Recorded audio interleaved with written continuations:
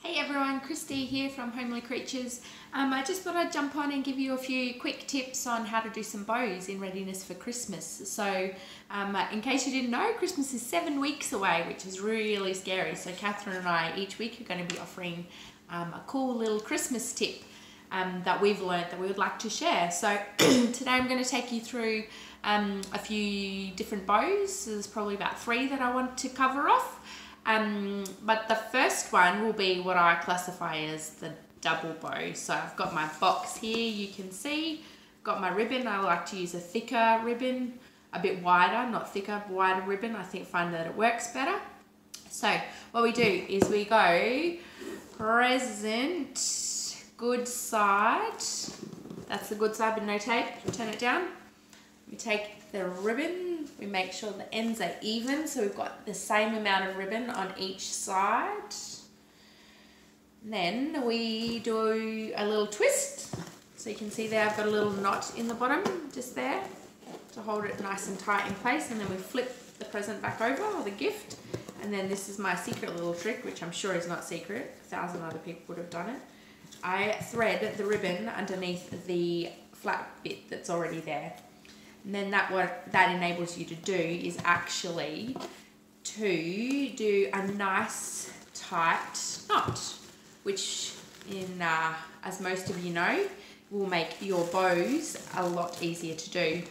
So you can see there, got it all nice and tight. Now you could do, if you wanted to do say a corner bow, you would just shuffle the ribbon up to the top and get it into position, and then you pull it tight, so then you're right. And then what we just do for the bow, we go tie a nice little bow, do it however you want. You can do it like, it's pretty much like tying your shoelaces. You can have however big loops, small loops. You can do a mix match. And then, so you've got your one bow like that. And then when you tie it up, round we go. And you can see you've got our second bow. Now you just kind of play around with it until you get it into the position that you like. There you go. That's a double bow. So you can see you've got your 2 bows there. You've got your end bits to either side. So you can just play around with it, get them into the position that you want, and then we're good to go. And then snip off the edges, make them look however cool you want. So the next one that I'll show you, just real quick, I've prepared some earlier. I call these, I don't know, really fold over bows, I guess you could say. So some that I prepared earlier, but basically what you do, just any ribbon that you like, wrap it around, I say do your 4 fingers. So wrap it around once so then it stays together. And then what you can do is then you just fold it backwards and forwards. And now the trick with these ones is you could make them as big or as small as you want. This one's going to be kind of cool because I've got striped and white. So then you can see it'll turn out quite funky.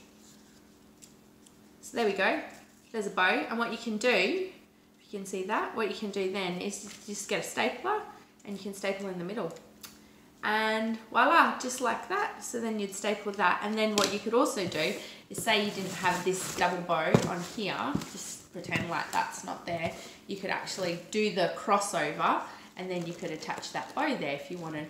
Or what you could do with these ones is not even have the crossover. You could literally just attach that to the corner. So when I used to do gift wrap for charities, we used to do a lot of these ones, and then we'd ask people, oh, do you want a bow? If they said yeah, then we would just get double-sided tape and we'd just tape that on the corner. And it looks really nice, a really nice addition to any gift.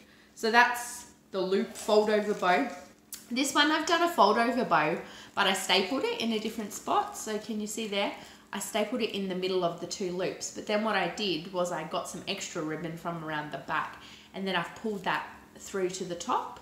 So there you can see you've covered up the staple. So that's not the greatest, but you can do, you play around with it to get the right loops that you want.